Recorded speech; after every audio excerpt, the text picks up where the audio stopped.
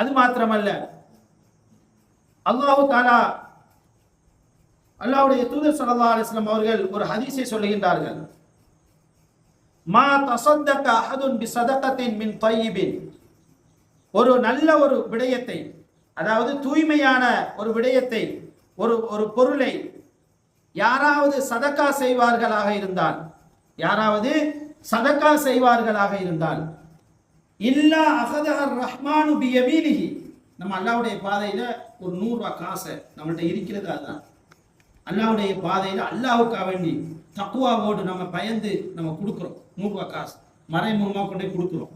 அல்லாஹு தாலா என்ன செய்யறான்னு சொன்னாங்க, அல்லாஹ்வுடைய தூதர் ஸல்லல்லாஹு அலைஹி வஸல்லம் சொல்றாங்க, அல்லாஹு தாலா இல்லா அகதஹர் ரஹ்மானு பியமீனிஹி வைன் கான தம்ரத்தன், ரசூலுல்லாஹ் எப்படி சொல்றாங்க, அது ஒரு பேரித்தம்பழமாக இருந்தாலும் அல்லாஹ்வுடைய வலது கையில அது இருக்கும்.